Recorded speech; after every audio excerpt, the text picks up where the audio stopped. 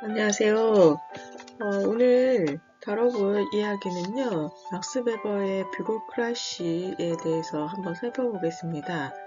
오늘 가져온 이제 책은 문해출판사에서 출판하였고요. 이상률 선생님께서 원저를 옮긴 그 관료제라는 책을 최초로 삼았습니다.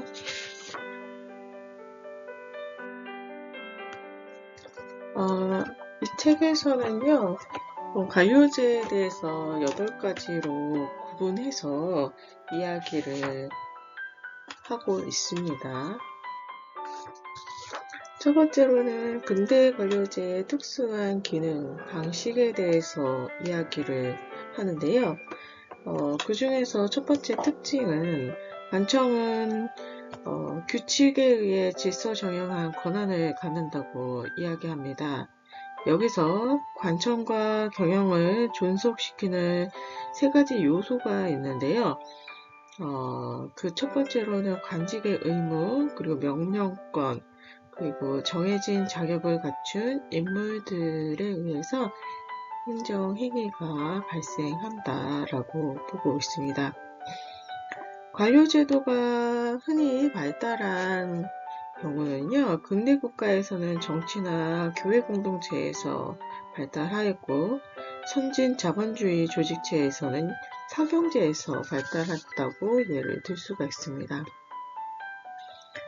그리고 관료제의 특수한 기능 방식의 두 번째 특징은요, 관직의 위계제와 신급제의 원칙이 존재한다고 보고 있습니다.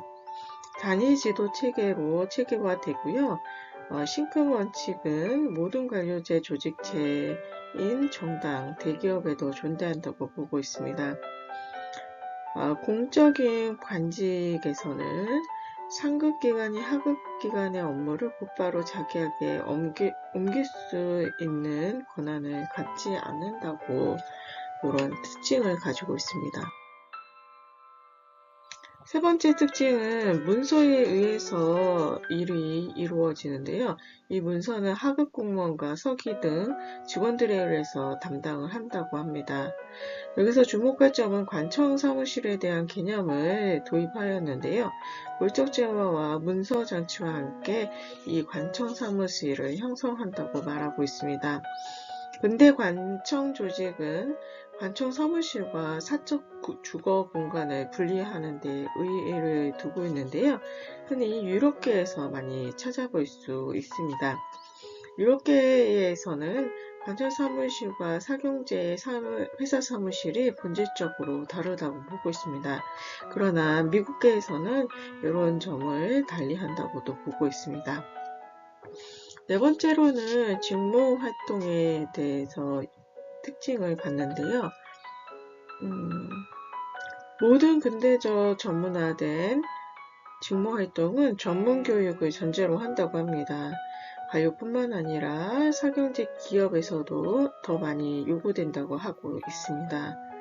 다섯 번째 특징은요, 직무가 완전히 발달하면 직무 활동은 관료의 모든 노동력을 요구한다고 하는데, 예전에는 부업으로 처리하는 경향이 있었지만 이후에 관료제화가 되면서 정식 노동으로 되었다고 보고 있습니다.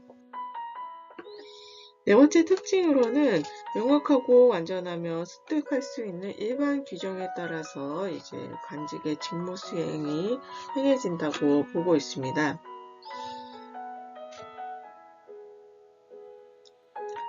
관직은 특수한 기술로 이루어져 있는데요. 법학, 행정학, 경영학 등으로 관리들이 이러한 학문을 습득한다고 보고 있습니다. 여기서 조금 살펴볼 개념들이 있는데요. 막스 베버의 합리적 법적 관료제와 대비되는 개념들을 한번 살펴보겠습니다.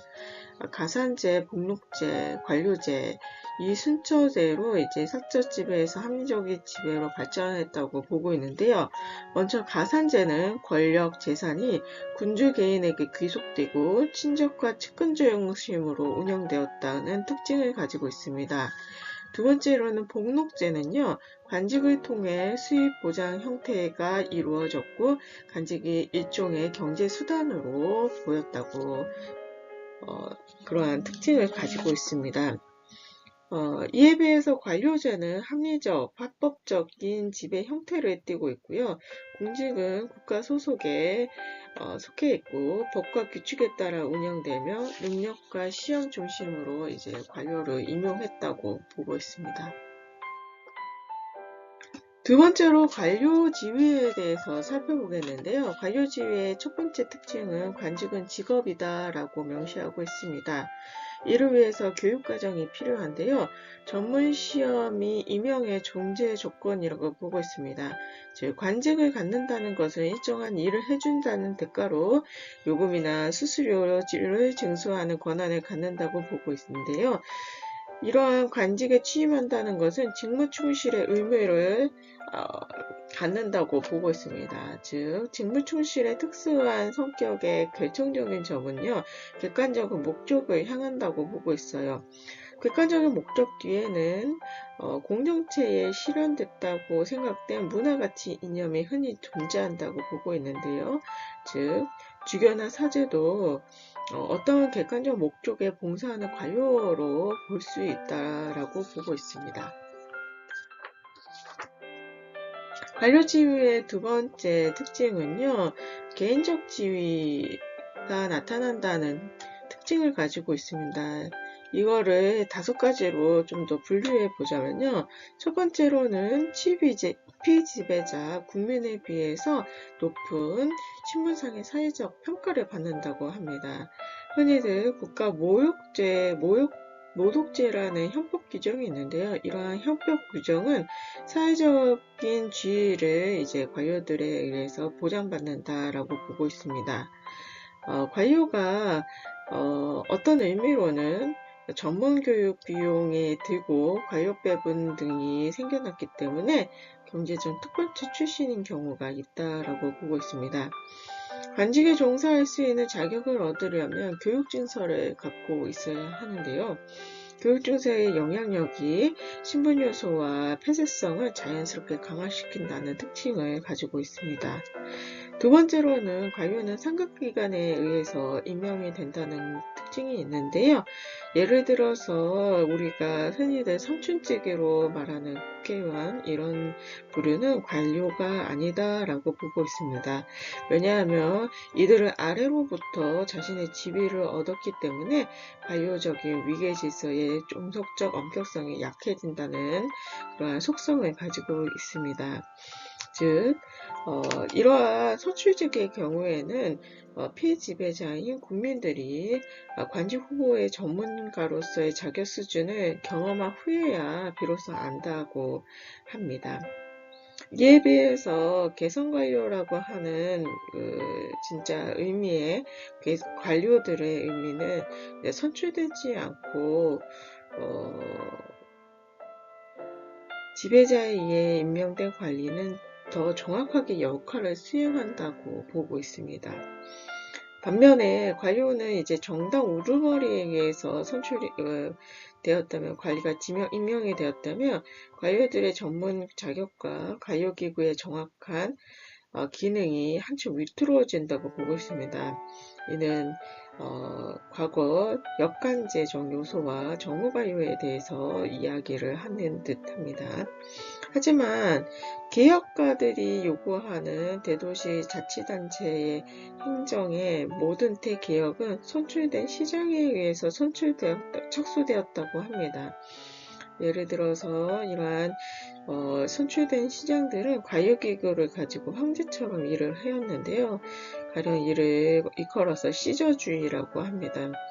그러나 개인적인 천재의 지배는 일반적인 선출제 관료가 지닌 혁신성으로는 민주주의적인 원리에 모순된다고 보고 있습니다. 세 번째 특징으로는 지위의 종신성에 대해서 이야기를 하는데요. 관료의 소유권은 간주되지 않고 오히려 군주가 제멋대로 관료를 파면하거나 전이시키지 못하는 함으로써 법적 보장이 생기고 관료가 단호하게 객관적으로 업무를 수행할 수 있도록 보장해 준다는 것에 있습니다. 관료제 내부에는 이러한 법적 보장을 위해서 독립성이 부여됐다고 보고 있습니다. 한편 관료들은 공무원법을 열망했는데요. 이는 자의적인 면직을 금지하는 보장을 받기 위해서입니다. 하지만 간직 요구권이 발달할수록 기술적인 한목적성에 따른 간직 임용이 힘들어지고 승진 후보자의 승진 기회가 줄어든다는 장점도 있습니다. 네 번째 특징으로는 관료는 고정 봉급 형태의 화폐 보수를 받으며 연금을 통해서 노후를 보장받는다고 하는데요. 봉급은 성과에 따라서 계산되지 않고 신분에 맞게 그리고 직책의 종류에 따라서 그리고 근무기간에 따라 계산된다고 보고 있습니다. 그리고 다섯 번째로 관료는 관청 위계질서에 따라서 높은 지위로의 승진을 목표로 한다는데 특징을 가지고 있는데요. 전문 시험 제도가 발달할수록 전문 시험 점수는 이제 평생에 영향을 미치는 인호의 특성을 가지고 있습니다. 관직의 교육준서에 의해 자격을 갖춘 자들은 목록으로 취급하는 방향으로 움직인다고 보고 있습니다. 참고로 이러한 교육준서와 상관없이 임명되는 직이 있는데요. 그거는 최고 정치적 관직인 장관직의 경우에는 전문 교육준서와 별개로 이제 임용이 된다고 보고 있습니다. 세 번째로 이제 관료제화의 전제 조건에 대해서 매번은 6가지로 이야기하고 있습니다. 첫 번째로는 화폐 경제의 발달과 두 번째는 행정 업무의 양적 발달, 세 번째로는 행정 업무의 질적 발전, 네 번째로는 관료제 조직의 기술적 우월성, 다섯 번째는 행정수단의 집중, 마지막으로 여섯 번째는 사회적 차이의 평준화라고 보고 있습니다. 그 중에서 첫 번째 화폐 경제의 발달은요, 관료들에게 전적으로 이제 화폐 보수를 고려하면서 화폐 경제가 발달했다고 보고 있습니다. 여기서 한번 살펴보겠는데요. 관료주의 양쪽으로 발달했던 그 역사적 신뢰는 이집트 야나 로마 제정이나 로마 카톨릭 교회 진시황 때 이때부터 이제 관료제가 양적인 발전을 이루었는데요. 이때는 대개 현물로 관료들에게 보수를 주었습니다. 현물 조세에 기초한 봉급이 불규칙하게 들어오면 이제 국민 납세자의 의무자들에게 이제 관료들은 직접 매달리게 되는데요. 즉 수탈을 하게 된다고 보고 있습니다. 하지만 현물 수입이 화폐로 바뀌면서 군주재정을 위한 군주재정에서 군주재정에 고정 수입이 있음으로 해서 지출의 확실한 사전 계산이 이루어지게 됩니다. 이를 통해서 예산 편성 체계를 갖추게 되는 진보를 경험하게 됩니다. 현물의 단점은요, 관료가 이제 자유재량을 가짐으로써 피지배자인 국민의 담세력의 연소성에 대한 무자비한 착취가 행해지고 이로 인해서 안정적인 세입 확보가 실패하게 됨으로써 화폐 경제의 안정성과 발전을 저해한다는 단점을 가지고 있습니다.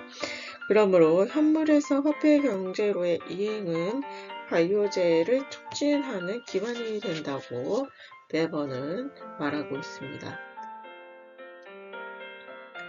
군주의 권한에 속하는 용의권, 과세권, 부여권 이러한 것들을 관료들에게 넘겨주게 되면요, 더 이상의 관료제가 아니다라고 매번은 얘기하고 있습니다.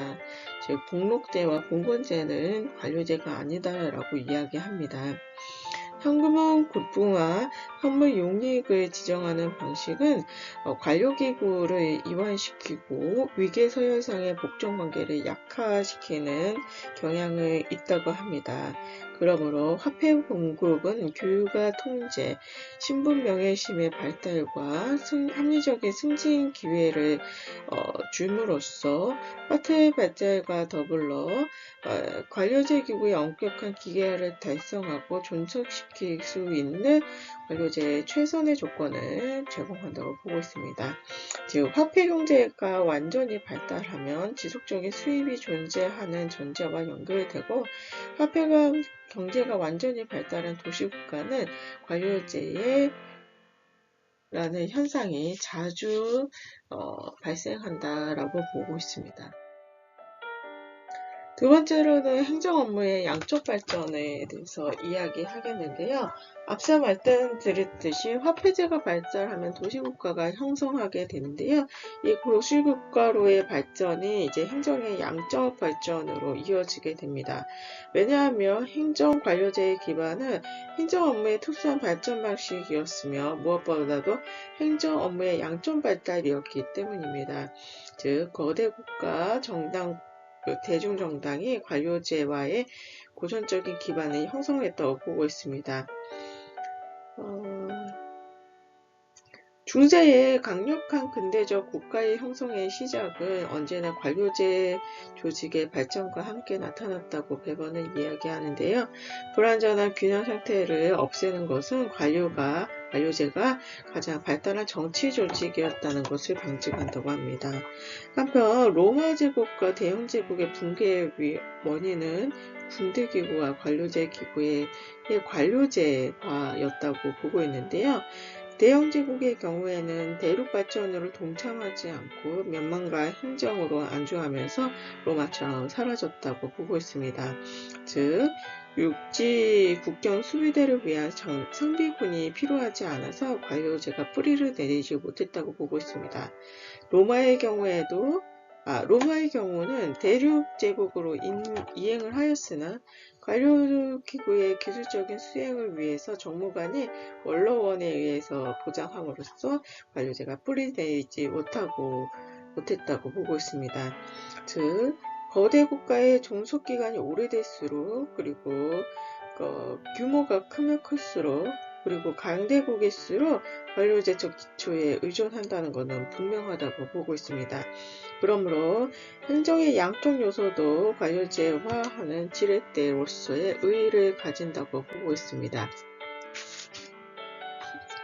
세 번째로는 행정 업무의 질적 발전이 관료제화의 전제 조건이다라고 말하고 있는데요.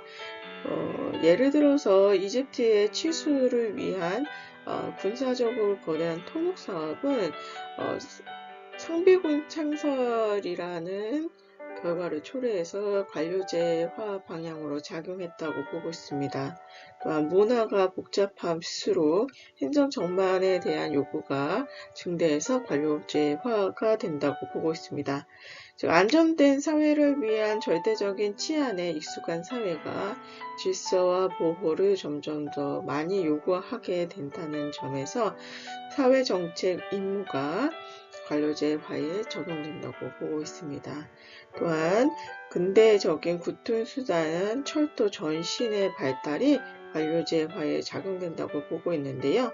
예를 들어서 고대 오리엔트의 메소포타미아의 운하, 나일강의 치수사업, 근대 페르시아의 전신 통신 관료들의 등장, 그리고 대량 화물 운송은 근대 국가 형성의 원인을 이루면서 관료제를 촉진하였다고 보고 있습니다. 관료제 전제 조건으로 네 번째, 관료 조직의 기술적 우월성에 대해서 이야기를 하는데요. 관료제의 활산의 결정적인 이유는 기술적으로 우월했기 때문이라고 보고 있습니다. 관료제 기구는 마치 기계를 사용하는 방식과 같이 운영이 되었는데요. 정확성, 신속성, 명확성, 문서성, 계속성, 신중성, 통일성, 그리고 엄격한 복종, 인적, 물적 비용의 절약은 관료제의 우월성으로 평가받고 있습니다. 관료제와 비교해서 명예직 명명과 행정은 겸직으로 치부되었기 때문에 행정 업무의 수준이 질적으로 높아지면 어느 정도의 한계를 도달한다고 보고 있습니다. 결국 관료제화 될 수밖에 없다고 말합니다. 또한 합의제의 경우에는 충돌이 많이 있고요. 이해관계나 견해 간의 타협을 발생시켜 작업이 부정확하고 상급자에 대해서 독립적으로 행해짐으로써 통일성이 없고 업무가 느리게 진행된다는 단점이 있습니다. 이에 비해 행정의 반응 속도를 가능한 한 빠르게 하는 방향으로 역사는 계속 강한 압력을 가했기 때문에 가장 적절한 조건을 적절한 조건을 가능하게 하는 것은 엄격한 관료제뿐이다 라고 백원은 말하고 있습니다. 무엇보다도 관료제화는 전문가 훈련을 받았으며 끊임없는 실습을 통해서 직원들을 객관적인 관점에서 분할의 원리에 따라 실행할 수 있는 최적의 조건을 제공한다고 보고 있습니다. 한편 관료제는 계산 가능한 규칙에 따라서 임무를 고려하지 않고 처리한다는 의미를 가지고 있는데요. 첫 번째 요소인 임무를 고려하지 않는다라는 것은 철저한 신분 명예의 평준화를 의미합니다. 그리고 두 번째는 계산 가능한 규칙은요. 기술적 경제적 하부 구조의 특성은 계산 가능성을 요구합니다. 완전히 발달한 관료제는 분노도 편견도 없는 시나 이라의 스튜디오라는 원칙하에서 비인간화될수록 자본주의에 어울리는 특수한 성질을 더욱더 완전히 발전시킨다라고 보고 있습니다. 즉 관료제의 미덕은 일반적으로 계산할 수 없는 비합리적인 감정 요소를 직무 처리에서 배제하는 것을 의미하는데요. 관료제는 엄격하게 객관적인 전문가로 거듭나야 함을 강조한다고 보고 있습니다. 예를 들어서 재판을 위해서 법전을 기초로 해서 합리적인 법을 시행할 수 있는 기반은 보통 관료제 기구에 의해서 만들어졌다고 보고 있는데요. 즉 법의 수용은 합리적인 훈련을 받은 전문가층의 진출과 함께 나타났다고 보고 있습니다. 여기서 우리는 이제 합리적인 판결과 대립되는 판결의 종류를 한번 살펴보겠는데요. 카디 재판이라는 예언 재판과 경험 재판이라는 판례 재판을 한번 살펴보겠습니다. 카디는 보통 카디 재판에서 재판관을 카디라고 부릅니다. 이러한 카디는 종교적인 성격이 클수록 그리고 전통에 구애받지 않을수록 규칙에 얽매이지 않은 판결을 더 자유롭게 행한다는 특징을 가지고 있는데요. 슈미츠에 의해서 이제 카디 재판은 명명이 되었는데 카디 재판은 형식을 따지지 않고 판결 이유를 전혀 제시하지 않는다는 특징을 가지고 있습니다. 가치 판정 성격이 예언자 수준으로까지 올라간다는 특징을 가지고 있는데요. 멘데스존은 일본 재판이 좀 고도로 카디 재판적인 성격을 가지고 있다라고 하고 우리가 흔히들 말하는 민주적 재판이라는 배심 재판도 카디적인 성격을 가지고 있다고 보고 있습니다. 카디에서 그 재판은 특수한 수식어구를 사용하는데요. 그렇게 쓰였지만 내가 너희에게 말하노라 라는 식의 예언자적 판결을 내리는 특징을 가지고 있습니다.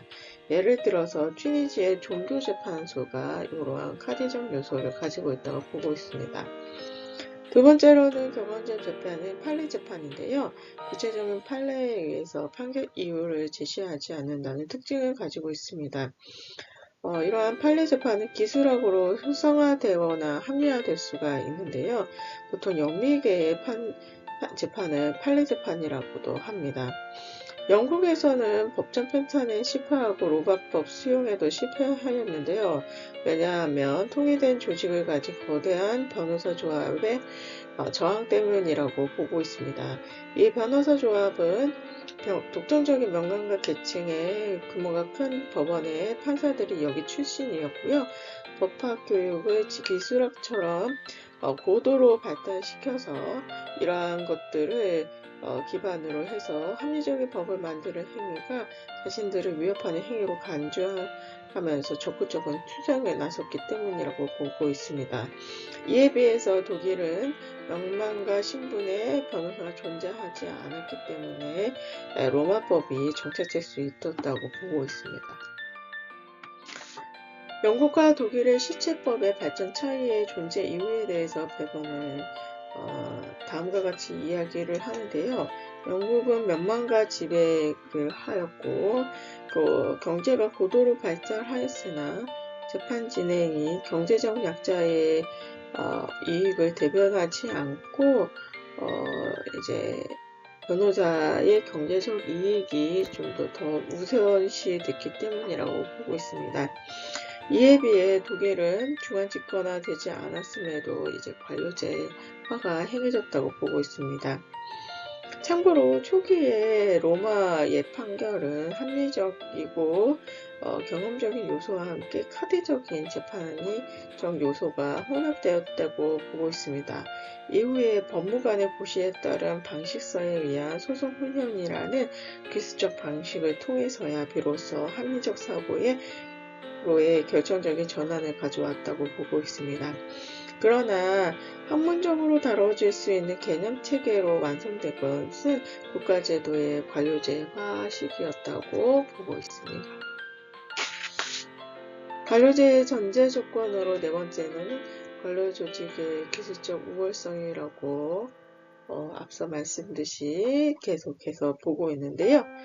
객관성과 전문성이 일반적이며 추상적인 규범의 지배와는 반드시 일치하지 않는다고 보고 있습니다. 행정은 이전 형태에서 자유로운 자의나 은총, 개인적인 동기에 의해 호의나 평가를 만들어내지 않는다는 것입니다. 오히려 결정적인 것은 객관적인 목적의 지배와 합리적인 검토와 헌신이 언제나 행동 규범에 존재한다는 사실인데요. 진정한 관료제적 행동 원칙에는 두 가지가 있다고 합니다. 첫째는 합리적으로 논할 수 있는 이유의 체계에 규범을 포함시키는 것과 둘째는 목적과 수단을 고려하는 것, 즉 행정의 형식적인 합리적 객관성을 요구한다고 보고 있습니다. 한편 화자의 성품이라는 주관적인 요소가 가미된 에토스는 관료제 행정의 형식주의나 규칙과 충돌한다고 보고 있습니다. 특히 돈이 없는 무산 대중은 타지적인 인민재판과 여론에 대해서 좀 더 관심을 가지고 있는데요. 이거는 행정의 합리화를 방해한다고 보고 있습니다. 관료제화의 전제 조건의 다섯 번째는 행정수단의 집중이라고 보고 있습니다. 물적 경영 수단이 집중되는 것과 함께 나타났다고 보고 있는데요. 삭터 자본주의 대기업의 발전에서 공동태도 이러한 비슷한 현상이 일어난다고 보고 있습니다. 공군군대와 관료제 군대를 비교하면서 한번 살펴보겠는데요. 공군군대의 경우에는 병역 의무자가 스스로 무장을 갖추고 급량을 했는데요. 이에 비해서 관료식 군대에는 스스로 무장할 수 있는 시민층이 감소를 했고 이러한 감소로 인해서 군대 편성하기가 충분하지 못했다고 하였습니다. 이로 인해서 상비 직업 군대가 창설하였고 관련해서 군대 형식이 발생하게 되었다고 보고 있습니다. 경제노동의 집약성으로 인해서 전쟁 목적에 봉사할 여유가 없어졌고 세련된 문화, 특히 도시문화에서 발달한 유산층의 군사작업의 기피 현상도 관료제를 촉진했다고 보고 있습니다. 기계전쟁도 이제 관료식 군대를 필요로 하였는데요. 지휘관에게 기술자 자격을 요구했기 때문이라고 보고 있습니다. 국영화의 촉진은 이제 예를 들어서 철도 국영화에서 찾아볼 수 있는데요. 이는 행정의 관료 국제화는 경영수단의 집중과 함께 나타났다는 것을 방증하고 있습니다. 관료제 국가는 행정비용 전부를 국가 예산에 올려서 경영수단을 공급하고 규정에 따라서 다스리고 감독합니다. 즉 이것은 행정의 경제성이 갖는 의미와 대기업 관리의 경제성이 갖는 의미와 같다고 보고 있는데요. 우수한 관료제는 비교적 나중에 발달하였는데 일련의 저세 요소들 때문이라고 배번은 이야기하고 있습니다. 여섯 번째로 관료제 전제 조건에 대해서 이야기하는데요. 이는 사회적 차이의 평준화라고 보고 있습니다. 배번은 경제 사회적 차이의 중요성이 상대적으로 평준화된 것에 기초해서 행정 기능을 담당했다라고 보고 있습니다. 근대 대중 민주주의를 수반하며 관료제는 지배력 행사가 추상적인 규칙을 따른다고 보고 있습니다. 또한 관료제는 권리평등에 대한 요구를 하지만 이기응격적 처리는 원칙적으로 거부한다고 보고 있습니다. 집안 명망과 집단이 보통 숫자로 계상되는 간단한 선거기술의 모든 진보인 비례세포제 같은 경우를 자신들을 위협하는 요소로 작용해서 관료제적 요소라고 해서 이제 반대를 하였지만 프랑스, 북아메리카, 영국 같은 경우에는 국가 행정 내부에서 관료제화의 진보가 분명히 민주주의의 병행으로 나타났다라고 보고 있습니다. 이때 민주주의는 인민과는 다른데요. 인민은 관료 신분 집단의 발전을 막고 여론을 최대한 확대해서 관직의 지배권을 극소화한다고 보고 있습니다. 그러므로 인민은 국민인 피지배자들의 평준화로 표현될 수 있으며 이때 지배 집단이 전제적인 지위를 가질 가능성도 매우 충분하다고 보고 있습니다. 즉 그러므로 관료제의 전진은 수동적 민주주의, 즉 국민 피지배자들의 평준화의 전진이기도 했고요. 관료제 시 군대를 대체하는 것 역시 수동적 민주화의 과정이었다고 보고 있습니다. 아울러 공화정 대신 절대적인 군주국이 수립하는 것도 역시 수동적 민주화의 과정이었다고 배번은 이야기하고 있습니다. 관료제의 네 번째의 특징은요, 관료기구의 지속적인 성격에 있다라고 이야기를 하는데요. 관료제가 일단 완전히 실현되면 파괴하기 힘든 사회조직이라고 말하고 있습니다. 합의된 공동체를 합리적으로 조정된 이익사회로 바꾸는 특수한 수단이다라고 보고 있는데요. 직업관료는 물질적, 정신적 생활 전부를 자신의 활동에 걸고 전문화된 업무를 맡은 개인에 불과하다고 배번은 이야기하고 있습니다. 피지배자인 국민들도 관료제의 지배기구가 일단 존재하게 되면 이것 없이는 지낼 수 없고 이를 대체할 수 없다고도 이야기하는데요. 관료제적 지배기구가 활동을 정지하면 그 결과는 혼란을 초래하기 때문입니다. 이러한 혼란을 극복하기 위해서 피지배자인 국민으로부터 즉석에서 대체자를 구하기 어렵다기 때문인데요. 한편 관료제적 지배기구의 비인격성과 결합해서 지배권을 일단 장악한 사람이면 그가 누구든지 간에 관료제의 구성원들은 기꺼이 일할 준비가 되어 있다고 보고 있습니다. 예를 들어서 관료제를 만든 비스마르크가 그가 사임한 후에도 관료제가 계속 운영되는 것을 보고서 이렇게 말하였다고도 합니다. 또한 프랑스 제1제정시대 이후로 지배자가 많이 바뀌었지만 지배의 기구는 본질적으로 똑같다라고 하는 것도 이를 방증합니다.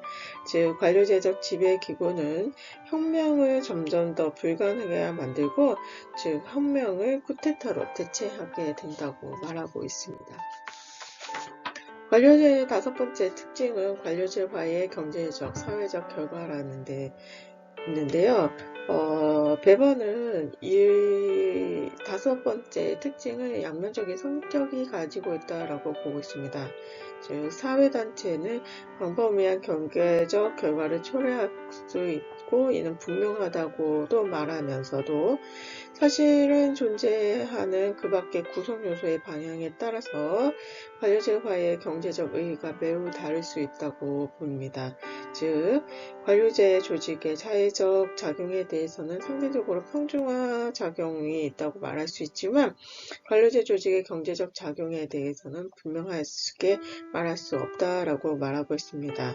따라서 민주주의는 관료제를 촉진하기도 하지만 관료제 지배의 적이 되기도 하고 도박으로 만들어내기도 하지만 방해물도 만들어낸다고 보고 있습니다.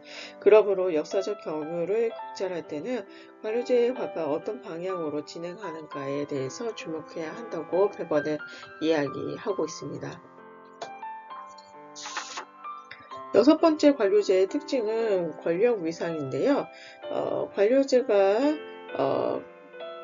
관료제의 권력에 대해서는 베번은 미해결체로 남겨놓겠다라고 이야기하면서도 분명하게 이야기하는 것은 관료의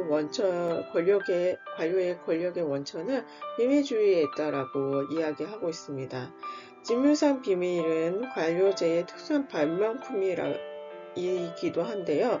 관료기구가 의회에 비해서 좀 더 우위에 있다는 것은 의회가 정보를 충분하게 갖지 못했기 때문이라고 보고 있습니다. 또한 관료기구가 군주에 비해서 뛰어난 전문 지식을 가지고 있기 때문에 군주를 무기력하게 만든다고도 보고 있습니다. 군주는 이러한 것을 해결하기 위해서 입헌제라는 기구를 만들었는데요.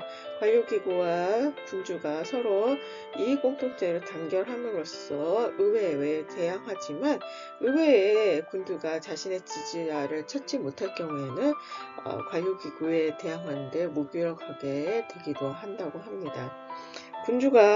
한편 군주가 좀 더 우위에 있다는 성격을 가질 수도 있는데요. 이는 무상계층, 돈이 없는 국민들로부터 관료를 쉽게 대체할 수 있다고 보기 때문에 군주의 권력이 우위하다고 보고 있습니다. 한편 관료 측의 전문 지식보다 우위에 있는 것은 학경제 이해관계의 전문 지식일 뿐이다라고 이제 베번은 이야기하는데요. 관청의 통계 오류는 직접적인 경제적 결과를 가져오지 않지만 자본주의 기업의 계산 오류는 기업의 존립 자체를 위태롭게 할 수 있다고 보고 있습니다. 즉, 관청의 문서 비밀주의보다는 기업가 원장의 비밀주의가 더 권력이 크다라고 보고 있습니다. 관료주의의 일곱 번째 특징은요, 합리적인 관료제 지배 구조의 발전 과정이라고 하는데요. 군주 지배자의 걱정은 언제나 이제 관료들에게 굴복하지 않고 자신의 지배자 위치를 얼마나 잘 유지할 수 있는가에 있었습니다. 지배자는 상사 합의제인 자문기구나 의결단체로 둘러싸여서 이제 관료들의 전문 지식을 이용해서 이제 관료제에 합의제나 의결단체의 전문 지식을 이용해서 관료제에 맞섰는데요. 이때 지배자는 사회를 보지 않고 문서 보고를 내각에서 파견된 연락원을 통해서 관료들에게 전달해서 내각은 전문 관료층의 증오의 대상이 되었다고 합니다. 행정관리 업무에 관한 전문적인 지식은 오로지 오랜 경험을 통한 수련의 산물이었고 명망가들이 참여한 장로회의가 전형적인 자문기관의 형식이었는데요. 차츰 교통수단이 발달하고 행정에 대한 기술적 요구가 증가함에 따라서 신속하면서도 명확한 결정이 필요하게 되었습니다. 이로 인해서 관료제 국가 내부에서는 합의제 행정이 다시 사라지게 되었다고 보고 있습니다. 마지막으로 여덟 번째 관료제 특징은 교양과 교육의 합리화라고 보고 있습니다. 관료제 지배 구조의 확산은 합리주의 확산을 조장하고 객관성 직원비인 전문가에 영향을 미쳤다고 보고 있습니다. 첫 번째로 전문 시험이 나타나게 되었는데요. 근대 온전한 관료제화에서 전문 시험 제도가 끊임없이 발전되었다고 보고 있습니다. 미국의 공무원 제도 개혁으로 인해서 전문 교육과 교육과 전문 시험이 도입되고 이는 모든 나라로 확산되게 되었습니다. 이때 교육준서 발급은 특권층을 조장하며 사회적, 경제적으로 유리한 지위를 이제 관료들에게 뒷받침했다고 보고 있습니다. 두 번째는 간직보유권이 파생되었는데요. 국민인 피지배자들은 민주주의의 심리를 지지받는데 관료가 지배자의 자의적 조치를 견제하면서 지배자 권력을 약화시킬 수 있는 반면에 이러한 관직보유권이 관료제의 특권층으로 고착화되는 것을 방지하기 위해 국민들은 국민투표로 관리를 파면해서 민주주의에 반발도 한다라고 보고 있습니다. 세 번째로는 구조원칙인데요. 모든 조직 원리는 유동성과 상호 이행성이다. 그러므로 언제나 혼합 형태로 나타난다고 배번은 이야기하고 있습니다.